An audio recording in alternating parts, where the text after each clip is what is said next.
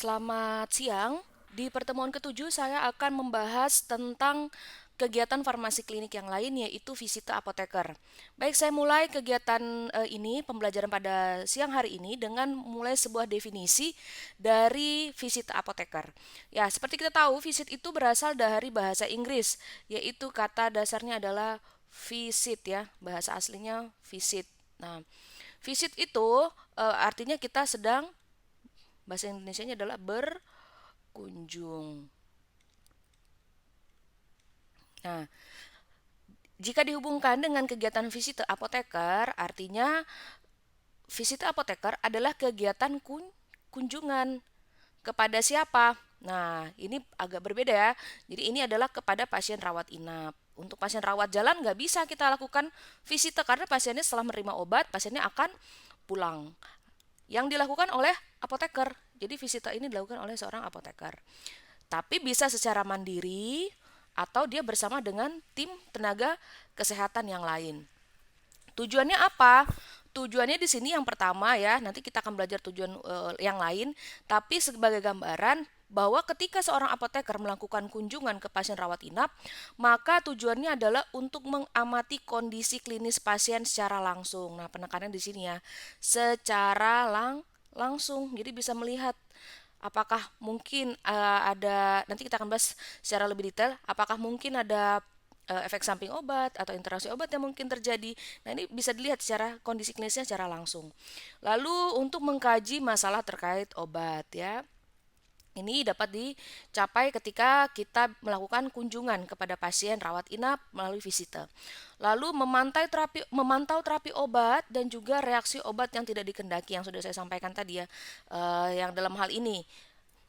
Oke, meningkatkan terapi obat yang rasional. Ya pasti dengan adanya kunjungan kita tahu bagaimana tata laksana terapi yang sudah dilakukan dan apakah itu sudah rasional atau tidak. Yang berikutnya adalah menyajikan informasi obat kepada dokter, pasien, serta profesional kesehatan lainnya. Apalagi ini jika dilakukan secara tim. Baik, ada 3 kegiatan visit apoteker yang akan kita bahas satu persatu, yaitu persiapan visit, pelaksanaan visit, dan evaluasi visit. Oke, jadi persiapan visit itu yang pertama adalah kita melakukan yang namanya seleksi pasien.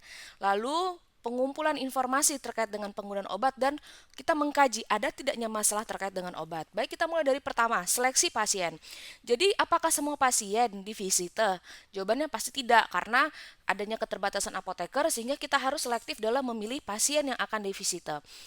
Apa saja kriterianya? Yang pertama, pasien baru. Pasien baru ini adalah pasien yang masuk ke dalam rumah sakit dalam 24 jam pertama. Itu sudah harus kita lakukan visite. Lalu kedua adalah pasien dalam perawatan intensif. Walaupun pasien ini kita tidak bisa berkomunikasi, mungkin karena menggunakan alat, bantu, dan lain-lain, tapi tetap kita harus lakukan visite karena pada dasarnya pasien dengan perawatan intensif ini memiliki banyak sekali dapat memiliki terapi yang sangat banyak. Lalu kondisi klinis dapat berubah sewaktu-waktu. Oleh karena itu, kita tetap harus melakukan visita kepada pasien-pasien dalam perawatan intensif. Berikut, pasien yang menerima lebih dari macam obat seperti sudah disebutkan, ini hampir sama ya ketika kita juga melakukan memilih pasien untuk konseling, maka kita harus memilih mencari pasien yang memang mendapatkan lebih dari lima macam obat, dan ini pasti di perawatan intensif pasti nih nggak mungkin cuma 2 obat atau 3 obat, pasti lebih dari 5 macam obat ya. Jadi ini kriteria yang ketiga. Kriteria yang keempat adalah pasien yang mengalami penurunan fungsi organ, terutama hati dan ginjal. Karena kita tahu pada pasien-pasien yang mengalami penurunan fungsi organ, terutama hati dan ginjal, itu perlu dilakukan yang namanya apa? Penyesuaian dosis. Nah, dalam hal ini kita perlu untuk melihat secara langsung terkait dengan kondisi pasien. Berikut adalah pasien yang hasil pemeriksaan labnya mencapai nilai kritis atau critical value. Dalam hal ini bisa saja terjadi ketidakseimbangan elektrolit, mungkin terjadi penurunan natrium kalium dalam yang masuk ke dalam nilai kritis, atau misalnya contohnya penurunan kadar albumin. Lalu yang keenam adalah pasien yang mendapatkan obat yang mempunyai indeks terapi sempit atau yang berpotensi menimbulkan reaksi obat yang tidak diinginkan. Ya, kita tahu bahwa indeks terapi sempit ini adalah obat-obat yang ketika terjadi peningkatan kadar obat dalam darah itu bisa mengakibatkan efek toksik. Tapi jika kadarnya dalam darah itu menurun dari rentang terapinya, maka obat tersebut tidak memberikan efek terapi. Nah, contoh-contohnya yang sudah dibahas ya, digoxin, karbamazepin, teofilin, dan obat-obat kanker. Nah, ini adalah enam kriteria pasien yang dapat menjadi acuan oleh seorang apoteker dalam melakukan kunjungan atau visite. Nah, yang kedua kita masuk ya setelah kita melakukan seleksi pasien, yang kedua adalah kita mengumpulkan informasi penggunaan obat. Nah, informasi itu meliputi apa saja? Pertama data pasien ya, data pasien pasti banyak ya yang kita tahu mulai dari nama dan lain-lain ini semua tertera dalam slide saya. Oke. Mungkin bisa saja ada tambahan yang lain. Tapi yang pasti secara umum adalah data administrasi pasien. Berikutnya ada keluhan utama. Apa itu keluhan utama? Ada keluhan kondisi pasien yang menjadi alasan untuk dirawat. Kenapa alasan dia datang ke rumah sakit itu apa? Nah, ini jadi keluhan utama. Terus riwayat penyakit saat ini, yaitu riwayat keluhan atau keadaan pasien berkenaan dengan penyakit yang diderita saat ini. Jadi kita harus mengetahui penyakitnya saat ini, apa hubungan keluhan yang dia sebutkan di sini dengan penyakit yang dideritanya saat ini. Berikutnya adalah riwayat sosial. Jadi riwayat sosial itu misalnya ya ini ya banyak ya pola makan, merokok dan lain-lain. Oke, berikutnya adalah riwayat penyakit terdahulu. Riwayat penyakit terdahulu itu riwayat singkat yang penyakit yang pernah diderita pasien. Jadi ini berbeda dengan yang tadi ya penyakit saat ini. Kalau penyakit terdahulu itu berarti sebelum masuk rumah sakit dia pernah menderita penyakit apa saja. Lalu pernah mendapat tindakan dan perawatan apa saja yang berhubungan dengan penyakit pasien saat ini. Berikutnya adalah riwayat penyakit keluarga. Jadi kita harus mencari tahu nih, ada tidaknya keluarga yang pernah menderita penyakit yang sama, terkhususnya untuk apa? Kasus hipertensi, diabetes, jantung, kelainan darah dan juga kanker.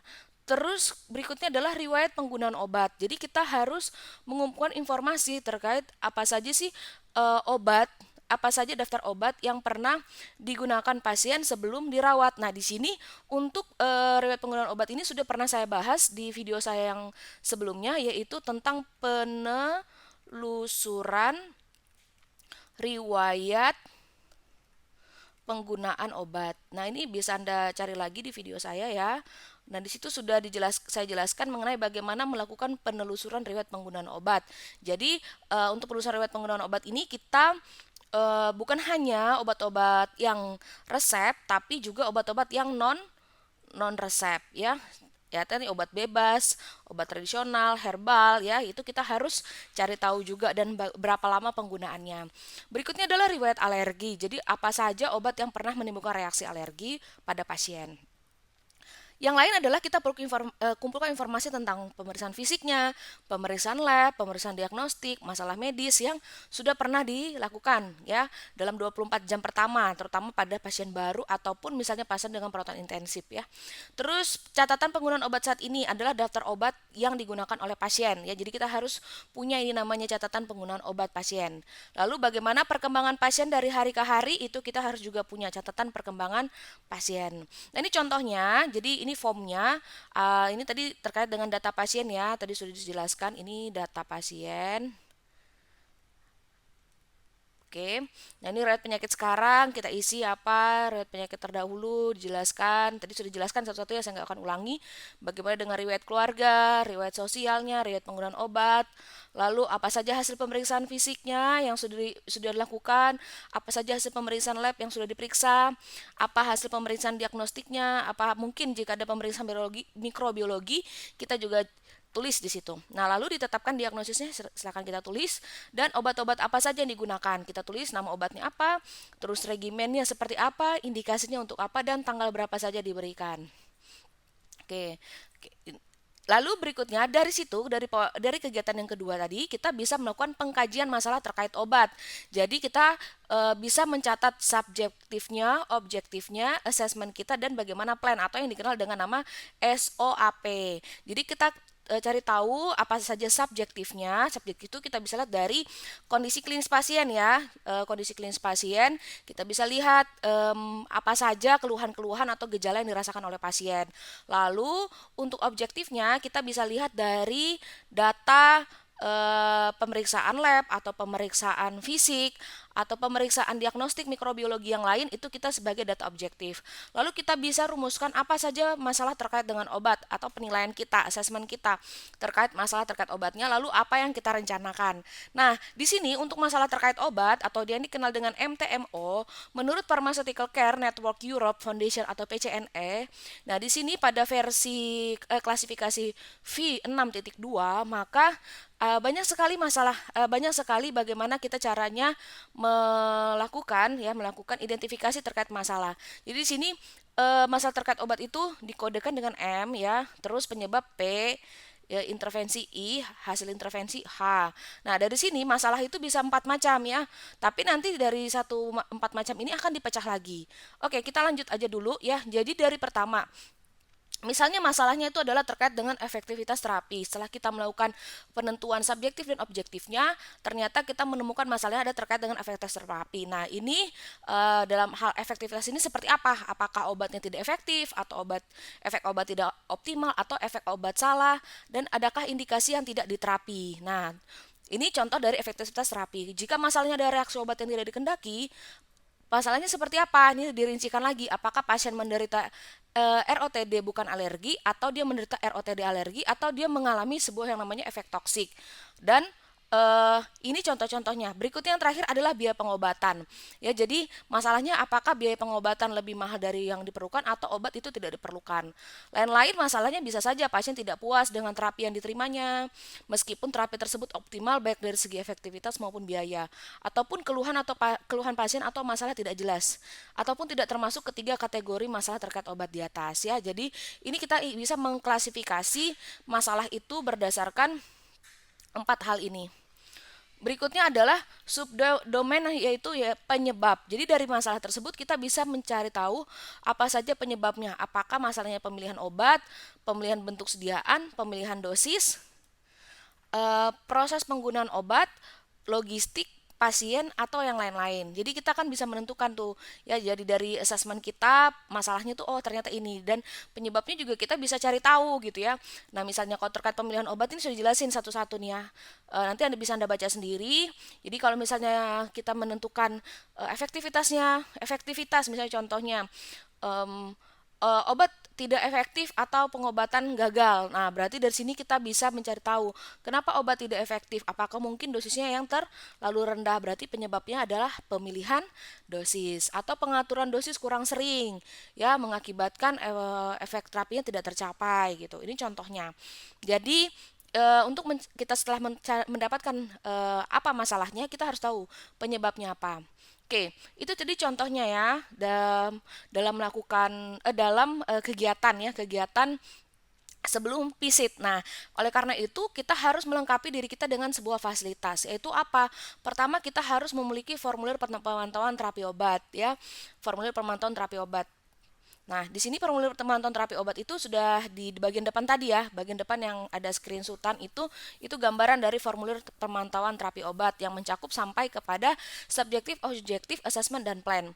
Selain itu, kita juga harus memiliki referensi, yaitu berupa buku cetak atau e-book yang terdiri dari apa saja, formulir rumah sakit, pedoman penggunaan antibiotika, pedoman diagnosis dan terapi, dan lain-lain. Jadi kita harus mempunyai buku-buku standar dalam melakukan pelayanan farmasi klinik dalam hal visite. Jangan sampai kita menggunakan asumsi kita pada saat atau menggunakan asumsi ataupun bisa dibilang pendapat kita pribadi tanpa kita memiliki referensi yang tepat. Berikutnya adalah kita harus punya kalkulator. Siapa tahu ada obat-obat yang perlu kita hitung ulang dosisnya dan perlu kita verifikasi. Oke, tadi tahap yaitu persiapan. Nah, sekarang kita masuk tahap pelaksanaan visit. Nah, untuk pelaksanaan visit ini sendiri kita bagi dua, yaitu visite mandiri dan juga visite tim. Oke, kita mulai dulu yang pertama dari visite mandiri. Jadi untuk visite mandiri ini kita harus tahu bahwa ada kelebihan dan kekurangannya. Karena ini mandiri berarti hanya dilakukan oleh siapa? Apoteker. Hanya oleh apoteker saja. Baik. Nah, di sini kalau kelebihannya ya pasti waktu visit disesuaikan dengan jadwal kegiatan lain ya. Jadi tidak perlu menyesuaikan dengan orang lain. Jadi dengan jadwal pribadi saja. Kedua adalah kita bisa melakukan konseling, monitoring dan monitoring terhadap respon pasien terhadap pengobatan. Lalu dengan adanya visit mandiri ini kita bisa menjadikan ini sebagai persiapan untuk melakukan kegiatan visit bersama atau visit tim. Nah, tapi kekurangannya jika kita ada rekomendasi kita tuh nggak bisa langsung bertemu dengan dokter penulis resep untuk implementasinya gitu. Terus em, dengan kita melakukan visit mandiri ini secara visit mandiri kekurangannya adalah kita punya pemahaman yang terbatas tentang patofisiologi penyakit pasien. Kan berbeda jika memang dilakukan bersama dengan tim dan dilakukan dengan sendiri pasti akan banyak masukan terkait dengan patofisiologi penyakit pasien. Nah, caranya bagaimana jika ingin melakukan visit mandiri? Yang pertama, kita memperkenalkan diri kepada pasien. Nanti akan saya jelaskan. Yang kedua, kita mendengarkan respon yang disampaikan pasien dan kita bisa mengidentifikasi masalah. Lalu, kita memberikan rekomendasi berbasis bukti berkaitan dengan masalah terkait obat. Lalu, kita melakukan pemantauan implementasi rekomendasi serta melakukan pemantauan efektivitas dan keamanan terkait obat. Baik, yang pertama, ketika kita ingin melaksanakan visit, yang pertama kita harus memperkenalkan diri. Tujuannya adalah agar timbul kepercayaan terhadap profesi apoteker sehingga mereka dapat lebih bersifat terbuka dan kooperatif. Ya, tujuan kita itu perkenalkan diri itu supaya yang tadi ini ya, mereka bisa percaya ketika mereka terbuka, ketika mereka percaya mereka akan terbuka dan kooperatif. Ya, contoh misalnya selamat pagi Bu Siti, saya Retno apoteker di ruang rawat ini. Bagaimana keadaan Ibu hari ini? Apakah membaik atau ada keluhan lain? Nah, di sini kita membuka sebuah percakapan ya, komunikasi dengan pasien sehingga pasien ini dapat memberikan informasi apa saja yang dia rasakan ketika menjalani rawat inap ya, terutama terkait dengan penggunaan obat.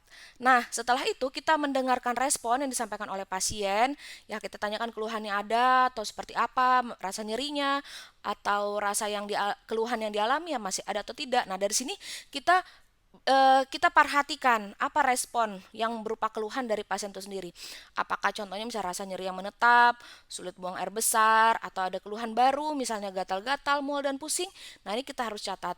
Setelah itu, setelah bertemu dengan pasien berdasarkan informasi pengeluhan yang diperoleh, kita dapat menetapkan status masalah ya.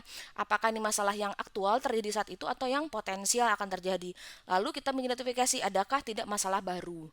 Nah, dari situ kita bisa memberikan rekomendasi ya berbasis bukti dengan yang berkaitan dengan masalah terkait obat ke pasien. Nah, nih ke pasien kita bisa memberikan konseling, edukasi, pendampingan terutama dengan cara penggunaan obat.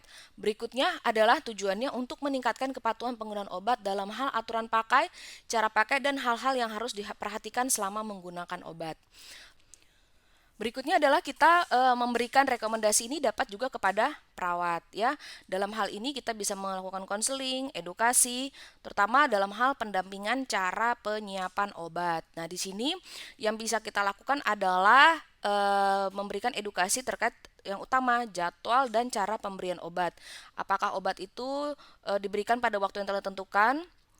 Sudah dilakukan apa tidak gitu. Terus apakah pemberian obat itu sebelum atau sesudah makan? Bagaimana selang waktu pemberian obat untuk mencegah terjadi interaksi? Bagaimana kecepatan infusnya, jenis pelarut yang digunakan, serta stabilitas dan ketercampurannya. Ini rekomendasi yang bisa kita berikan kepada perawat ketika melakukan visit secara mandiri. Nah, jadi kita dalam hal ini sudah melakukan intervensi ya kepada pasien dalam hal konseling. Tadi sudah saya sampaikan penyediaan informasi tertulis atau pasien dirujuk ke penulis resep itu dokter dan dibicarakan atau kita membicarakan dengan anggota keluarga atau pemberi perawatan. Nah, ini contoh ya, contoh pada tataran pasien.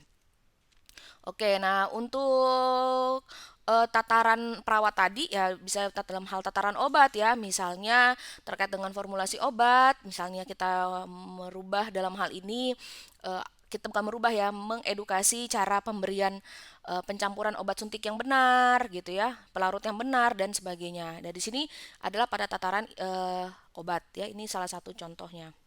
Oke, kita lanjut, yaitu setelah kita memberikan rekomendasi, kita memantau efektivitas dan keamanan terkait penggunaan obat dengan metode SOAP. Ini sudah pernah saya jelasin. Contohnya untuk antibiotika kita menilai efektivitasnya dinilai dari apa? Dari tanda-tanda perbaikan yaitu pada 42 sampai 72 jam. Misalnya apakah demam menurun pada suhu 36 sampai 37 derajat? Apakah jumlah leukosit sudah mendekati normal? Nah, ini kita bisa melihat efektivitas dari penggunaan obat tersebut. Apakah juga pasien mengalami efek samping antibiotika seperti diare dan mual? Oke, nah di sini kita bisa melakukan sebuah kode ya, apakah hasil intervensi yang kita sudah lakukan itu tidak diketahui, apakah tuntas masalahnya, apakah selesainya sebagian, apakah masalah tidak terselesaikan kerjasama karena kerjasama dengan pasien kurang, ataukah masalah tidak terselesaikan kenapa? Karena kerjasama dengan penulis resep kurang, ataukah karena intervensi yang kita lakukan tidak efektif, atau tidak ada kebutuhan atau kemungkinan untuk menyelesaikan masalah. Ya, jadi ini setelah kita melakukan intervensi, tadi kita melakukan menentukan masalahnya, penyebabnya, terus kita melakukan sebuah intervensi. Nah, kita juga harus mengetahui bagaimana hasil dari intervensi kita. Oke, nah dengan visit tim ya kita juga punya eh, pengetahuan yang baru gitu ya, pengetahuan baru ini tentang kelebihan dan kekurangannya. Baik, kelebihannya di sini ketika kita dengan tim tentu kita akan mendapatkan informasi yang komprehensif atau menyeluruh tentang pasien itu sendiri. Lalu dengan bersama tim kita akan mendapatkan sebuah fasilitas pembelajaran karena akan banyak masukan atau saran atau pendapat dari tim yang lain. Selain itu, kita dapat mengkomunikasikan masalah yang kita temukan pada visit mandiri terkait apa penggunaan obat dan mengimplementasikan rekomendasi yang sudah kita buat waktu kita melakukan visit secara mandiri. Namun kekurangannya kita harus menyesuaikan jadwal kita visit itu dengan jadwal tim. Karena kita tahu tim itu dapat melakukan visit sewaktu-waktu. Lalu dengan melakukan visit secara tim ini waktu kita terbatas sehingga diskusi dan penyampaian informasi kurang lengkap karena mungkin banyak pasien yang harus dikunjungi terus banyak juga yang akan memberikan pendapat dan masukan. Jadi ini kekurangannya. Hampir sama dengan visita mandiri tapi ada beberapa hal yang beda ya. Yang pasti ini untuk kita perlu memperkenalkan diri kepada pasien dan atau tim, lalu kita mengikuti dengan seksama presentasi kasus yang disampaikan, lalu memberikan rekomendasi berbasis bukti berkaitan dengan masalah terkait obat, lalu mengimplementasikan memantau rekomendasi ya, apakah sudah diimplementasikan atau tidak, lalu melakukan pemantauan efektivitas dalam keamanan dan terkait penggunaan obat. Nah, di sini pada saat kegiatan visite bersama atau tim, ya kita nggak perlu memperkenalkan diri kita secara pribadi kepada pasien. Nanti di sini yang akan melakukan adalah ketua tim visitnya yang akan memperkenalkan kita seorang apoteker kepada pasien dan keluarganya. Lalu kita yang kedua setelah kita diperkenalkan oleh ketua tim visit, lalu kita mengikuti dengan sesama presentasi kasus yang disampaikan. Nah, biasanya di sini yang akan mempresentasikan, yang akan memaparkan kondisinya adalah dokter ya, dokter yang merawat gitu. Nah, di sini akan dijelaskan bagaimana kondisi klinis, pemeriksaan fisik, penunjangnya, dan wawancara dengan pasien. Nah, di sini sih apoteker dapat memperbaharui data pasien yang telah diperoleh sebelumnya dan mengkaji ulang ada nggak permasalahan baru yang timbul karena perubahan terapi. Misalnya pasien ini mengeluh sulit buang air besar karena misalnya efek samping obat yaitu adalah kodein. Nah, di sini kita bisa mengikuti apa yang ini kan nggak kita temukan waktu kita lakukan visit mandiri. Pada saat visit tim, visit tim kita bisa mengetahui lebih jelas, terutama dari dokter yang merawat tentang keadaan pasien. Lalu kita juga bisa memperbaharui data, mungkin ada masalah yang timbul selama terapi. Lalu kita bisa memberikan rekomendasi kepada dokter, ya. Misalnya kita melakukan diskusi pembahasan masalah, terutama apalagi kita sudah melakukan visit secara mandiri, maka kita akan menemukan masalah-masalah, lalu kita mendiskusikan dan melakukan kesepakatan keputusan terapi. Misalnya kita juga kunjungan dengan apoteker, bersama apoteker yang lain, kita juga bisa melakukan penyesuaian dosis, pengaturan jalur, dan laju infus. Baik, tujuannya apa sih? Tujuannya kita ketika memberikan rekomendasi ini, tujuan satu-satunya adalah untuk meningkatkan hasil terapi. Ya, terutama dalam apa? Pemilihan terapi obat. Jadi misalnya untuk pasien dengan demam tifoid, kita sudah bisa memilih jenis dan regimen antibiotika yang tepat. Terus berikutnya adalah waktu penggunaan antibiotika injeksi, kapan dirubah menjadi oral. Terus lama penggunaan antibiotika sesuai dengan pedoman terapi yang berlaku. Ini contoh-contohnya. Intinya adalah kembali ke sini ya, dengan memberikan rekomendasi kita dapat meningkatkan hasil terapi. Lalu adalah melakukan pemantauan implementasi rekomendasi. Nah, jika rekomendasi belum dilaksanakan, maka apoteker harus menelusuri. Jadi kita sudah memberikan rekomendasi kan di poin 3 tadi. Nah, kita telusur nih, apa sih penyebabnya kalau misalnya kalau rekomendasi kita tuh belum dilaksanakan dan bagaimana kita mengupayakan penyelesaian masalah itu. Nah, contohnya jika saran untuk mengganti antibiotika injeksi menjadi antibiotika oral setelah 2 hari, suhu tubuh pasien normal tidak dilaksanakan dapat diketahui dari rekam medik. Maka apoteker harus menelusuri penyebabnya. Jadi kita misalnya sudah menyarankan nih ya ganti antibiotika dari injeksi ke oral. Nah, tapi nggak dilaksanakan nih setelah 2 hari, kita harus cari tahu nih apa penyebabnya. Misalnya contoh dokter belum berikan instruksi, terus obatnya itu nggak tersedia atau perawat belum memang memberikan. Nah, di sini kita bisa mengingatkan dokter untuk penggantian bentuk sediaan antibiotika. Ini contoh ya ketika kita melakukan pemantauan implementasi dan rekomendasi ya. Jadi pemantauan implementasi itu perlu. Jangan sampai kita cukup sampai di titik ya udah kasih rekomendasi. Nah, tapi kita nggak melakukan pemantauan terkait dengan rekomendasi yang sudah kita berikan gitu ya, baik itu kepada dokter, kepada farmasi ataupun juga kepada perawat. Jadi kita harus cari tahu nih apakah dipantau, apakah diimplementasikan nih rekomendasi yang sudah kita berikan. Berikutnya adalah dalam hal ini ya tadi hampir sama. Jadi pada tataran penulis resep di sini ya kalau timnya kita sudah sampai di tataran penulis resep, dalam hal ini kita intervensinya adalah sudah apakah kita memberikan informasi saja atau mengkonfirmasi masalah terkait obat kepada penulis resep, dan apakah ketika kita mengintervensi apa disetujui atau tidak disetujui atau diajukan tapi hasil tidak diketahui. Nah, ini contoh-contoh ya bagaimana pada tataran dokter kita bisa melakukan intervensi, tapi intervensi itu pun nggak selalu disetujui, pasti ada yang juga tidak disetujui atau kita perlu menanyakan atau mengkonfirmasi lagi terkait masalah ini kepada dokter. Nah, di sini ini contohnya. Oke, selanjutnya ada yang kelima adalah melakukan pemantauan efektivitas dan keamanan terkait penggunaan obat. Ya, ini misalnya dengan metode SOAP, ini sudah dijelaskan di awal tadi. Ya, contohnya pemberian insulin ya. Pemberian insulin ini kan harus dipantau secara ketat karena ada target kadar glukosa yang harus tercapai dan untuk menghindari terjadinya hipoglikemia. Jadi kita bukan hanya sekedar memantau apakah rekomendasi kita sudah diimplementasikan atau tidak, tapi juga kita memantau nih apakah sudah efektif dan aman obat yang sudah kita berikan gitu ya. Terus ini contohnya tadi ya, penggunaan insulin, juga penggunaan yang lain ada kaptopril. Nah, juga kita bisa melihat kalau kaptopril ini obat antihipertensi, jadi kita lihat apakah terjadi penurunan tekanan darah sebagai indikator efektivitas terapi dan menunjukkan apakah ada keluhan batuk kering sebagai indikator dari reaksi obat yang tidak dikehendaki. Oke, nah dalam hal ini kita harus mengetahui apakah hasil intervensi kita itu tidak diketahui atau masalah yang terselesaikan tuntas, masalah yang terselesaikan sebagian, atau masalah tidak terselesaikan karena kerjasama dengan pasien kurang, masalah tidak terselesaikan karena kerjasama dengan penulis resep yang kurang, atau masalah tidak terselesaikan karena intervensi tidak efektif, dan apakah tidak ada kebutuhan atau kemungkinan untuk menyelesaikan masalah. Nah, di sini kita harus mengetahui ya hasil intervensi yang sudah kita lakukan. Terakhir adalah dokumentasi visit. Jadi ketika kita sudah melakukan visit ini kita harus mendokumentasikannya pada tahap akhir.